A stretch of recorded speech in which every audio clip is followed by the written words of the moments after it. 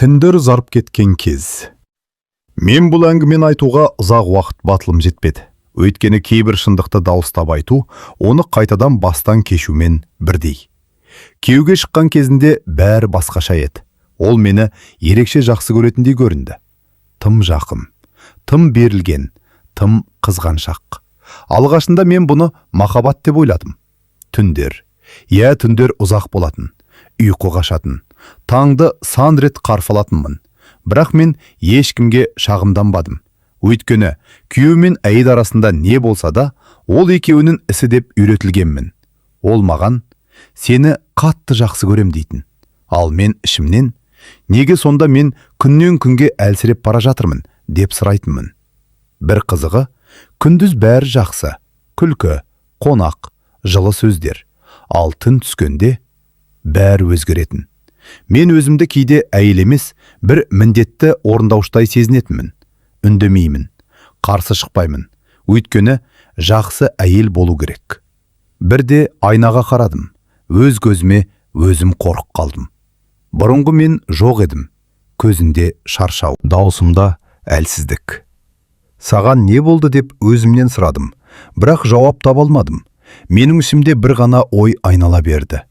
Ол мені шынымен сүйе ме, әлде мені иеленіп алды ма? Осы сұрақты өзіме алғаш қойған түнім әлі есімде. Сол түні мен алғаш рет шекара бар екенін сездім. Бірақ ол шекараны айтуға қорықтым. Өйткені кейде үнсіздік айқайдан да ауыр. Таң ата ол тыныш ұйықтап жатты. Ал мен керезеге қарап отырдым. Күн шығып келе жатты.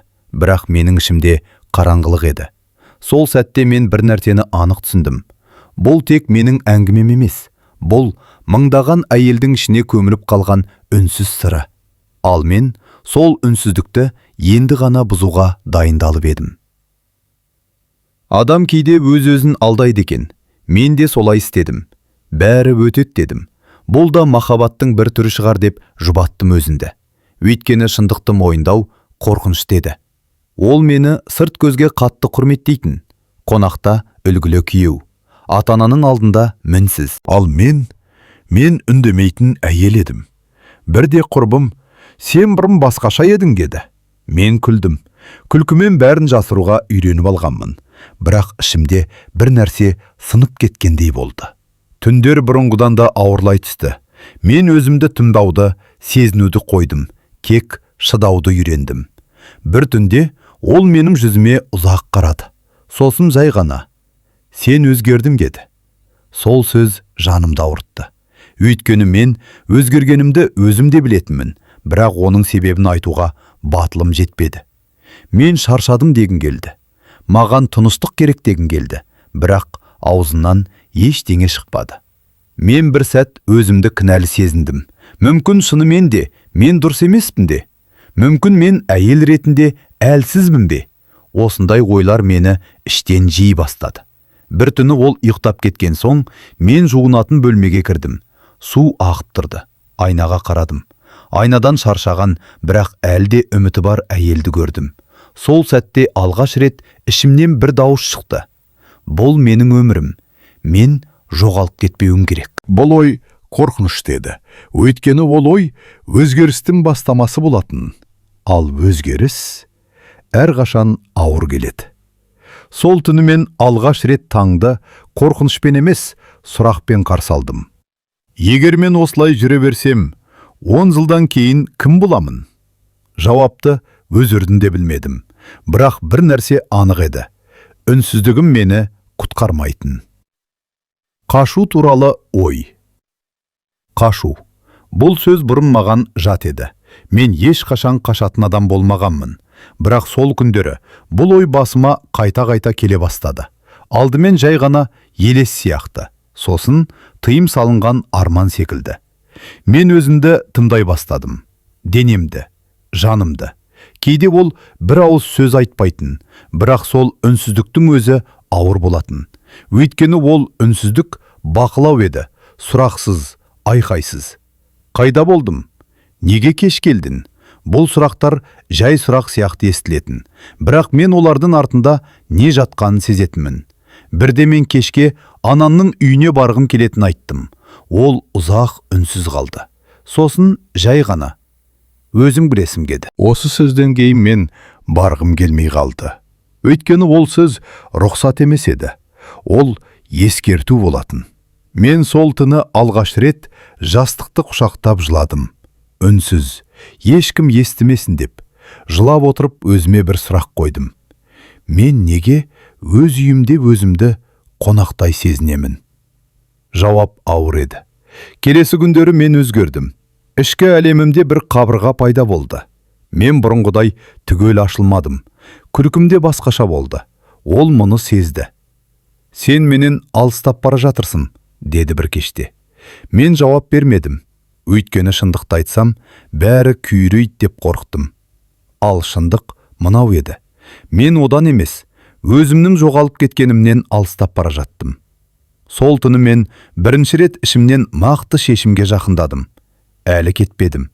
Әлі батылым жетпеді. Бірақ бір нәрсе анық болды.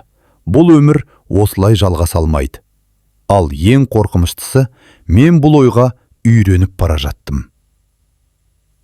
Кейбір түндер болады. Олар айқаймен басталмайды. Көз жасы да бірден төгілмейді. Бірақ дәл сол түн бәрін екіге бөледі.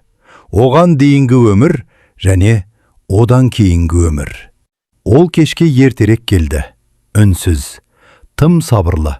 Мен дастархан жайып жүріп, оның әр қимылын сезіп тұрдым. Ауа ауыр еді. Сөздер айтылмай тұрып-ақ бәрі анық болатын. "Біз сөйлесуіміз керек", деді ол. Жүрегім шым ете қалды. Өйткені мен де осыны ойлап жүргенмін. Бірақ бірінші болып айтуға қорыққанмын. Біз қарсы отырдық. Арамызда үстел, ал шын мәнінде жылдар бойы жиналған үнсіздік. "Саған не болды?" деді ол. "Сен суып кеттім." Мен алғаш рет көзімді тайдырмадым. Ішім дірілдеп тұрса да, дауысым сабырлы шықты. "Мен шаршадым." Ол таңғалды. Мұндай жауап күтпегені көрініп тұрды. "Неден?" деді. Сол сұрақ. Осы уақытқа дейін ішімде жиналғанның бәрін қозғалтты. "Өзімнен", дедім ақырын. "Өзімді жоғалтып алғанымнан." Үнсіздік орнады. Ұзақ, ауыр. Мен сол сәтте қорықтым, бірақ артқа шегінгім келмеді. "Мен кейде өз үйімде өзімді қауіпсіз сезінбеймін", дедім. Бұл сөзді айту маған қанша қиын болғанын ешкім білмейді. Бірақ айттым. Ол орнынан тұрды. Бөлмені кезіп жүрді. Сосын: "Мен сені жақсы көрем", деді. Бұрын бұл сөз мені жұбататын, ал сол түні ол жеткіліксіз болды. "Жақсы көру тыңдау да", дедім мен. Бұл менің алғашқы шекарам еді. Кішкентай, бірақ маңызды. Ол жауап бермеді. Тек терезеге қарап тұрды. Ал мен ішімнен бір нәрсені сездім. Бұрынғыдай болмайтынын. Сол түні біз бір төсекте, бірақ екі бөлек әлемде ұйықтадық. Ал мен алғаш рет таңды үреймен емес, әлсіз үмітпен қарсы алдым. Суық тағдар. Сол әңгімеден кейін үйдің іші өзгеріп кетті. Айқай болған жоқ. Кінә тағуда болмады. Бірақ бір нәрсе жоғалды. Бұрынғы үйреншікті тыныштық емес, бұрынғы бәрі жақсы деген жалған сезім. Таңертең ол үндемей жиналып жұмысқа кетті. Бұрын маған қарап күлімсірейтін, ал бұл жолы жоқ. Мен есіктің жабылғанын ұзақ тыңдап тұрдым. Сосын барып дем алдым. Өйткені оның үнсіздігі бұрынғыдан да ауыр еді. Күндер өтті. Біз сыпайы адамдардай сөйлестік. "Тамақ іштің бе?" "Кешке кешігемін." Бірақ арада бір қабырға тұрды. Көрінбейтін, суық. Мен өзімді тыңдай бастадым. Ұсақ түйекке мән бере бастадым. Таңғы жарық, шайдың иісі, терезеден түскен күн сәулесі. Бұрын бұларды байқамайтынмын. Өйткені өмірім тек шыдаумен өтіп келген. Бірде ол: "Сен өзгердің. Бірақ мен білмеймін, бұл жақсы ма, жаман ба", деді. Мен ойланып қалдым. Бұрын мен жақсы әйел болуға тырысатынмын, ал қазір өзім болуға тырысып жүрмін. "Бұл менің шындығым", дедім, жай ғана. Ол үндемеді. Бірақ сол үнсіздіктен мен бір нәрсені анық сездім. Ол мен емес, бұрынғы ыңғайлы мені сағынып жүр. Кей кештерде мен чемодан туралы ойлай бастадым. Әлі жинаған жоқпын, Бірақ ойымда бар. Қорқыныш бар еді. Қоғамнан, сөзден, ажырасқан әйел деген атаудан. Бірақ тағы бір нәрсе пайда болды. Өзіме деген құрмет. Сол күндері мен мынаны түсіндім. Қалудың да, кетудің де бағасы бар. Ал ең қымбаты өзімді жоғалту. Таңдардың бірі бұрынғыдай емес еді. Мен айнаға қарадым. Көзімде әлсіздік азайған, орнына бір анықтық келген. Ал шешім, ол жақындап келе жатты. Шешімге жақын. Сол таң өзгеше басталды. Ешқандай белгі болған жоқ. Бірақ ішімде бір тыныштық пайда болды. Қорқыныш жоқ емес, бар. Бірақ ол енді мені басқармайтын болды. Ол ас үйде отыр еді. Қолында телефон. Менің кіргенімді байқамағандай. Мен шай құйдым. Қолым дірілдеген жоқ. Бұрын болса, дәл осы сәтте жүрегім аузыма тығылатын. Біз осылай жүре береміз бе дедім. Ол басын көтерді. Көзінде шаршау бар еді. Бәлкім, ол да бірдеңені сезіп жүрген шығар. Не айтқың келеді деді. Мен керең дем алдым. Бұл жолы қашқым келмеді. Мен өзімді қайта табуым керек дедім. Бұл жерде ме, әлде басқа жерде ме, оны әлі білмеймін. Ол ұзақ үнсіз қалды. Сосын, яғни кеткің келеді ме деді. Бұл сұрақты есту ауыр болды. Бірақ мен басымды изедім. Біраз уақытқа. Ол орнынан тұрды. Терезеге барып сыртқа қарады. Дәл сол сәтте мен оның да әлсіз екенін көрдім. Мен сені жоғалтқым келмейді, деді ол ақырын. Бұл сөз жүрегімді ауыртты. Өйткені мен де оны жек көрмейтінмін. Мен тек өзімді жоғалтқым келмеді. Мен де, дедім. Бірақ өзімді жоғалтсам, бізде бәрібір ештеңе қалмайды. Сол сәтте шешім айтылды. Айқайсыз, көз жасынсыз. Мен бөлмеге кіріп чемоданымды аштым. Көп зат алмадым, өйткені мен қашып бара жатқан жоқ едім. Мен өзіме қарай бара жаттым. Ол есік алдында тұрды. Не айтарым білмей. Қашан ораласың, деді. Мен тоқтап қалдым. Бұл сұраққа жауап жоқ еді. Білген кезде айтамын, дедім. Есік жабылды. Ал мен төменге түсіп бара жатып жыламадым. Себебі бұл соңы емес еді. Бұл бастамасы болатын. Алғашқы күндері мен өзімді жат сезіндім. Анамның үйі. Бала кезден таныс қабырғалар. Бірақ мен басқа адам едім. Ешкім сұрақ қойған жоқ. Бұл ең үлкен қамқорлық болды. Түнде мен алғаш рет тыныш ұйықтадым. Оянғанда жүрегім қысылмады. Бір түрлі бос едім. Сол бос кеңістікте ойлар келе бастады. Мен кім едім? Қай жерде өзімді жоғалтып алдым? Кей күндері өзімді кінәладым. Мүмкін шыдасам болар ма еді? Мүмкін бәрім қайтадан бастау керек пе еді? Бірақ ішімдегі бір дауыс әрдайым жауап беретін. Шыдау өмір сүру емес. Адамдар біле бастады. Сұрақтар да келді. Неге? Отбасымды неге сақтамадым? Мен енді ақталмадым. Өйткені бәрін түсіндіруге шаршадым. Мен өзімді таңдадым дедім. Ол мен соғы әгме. Бір күні ол қоңырау шалды. Дауысы бұрынғыдай емес еді. Кездесейік деді. Біз бейтарап жерде отырдық. Қарапайым адамдар сияқты. Ол маған ұзақ қарады да. Мен көп ойландым деді.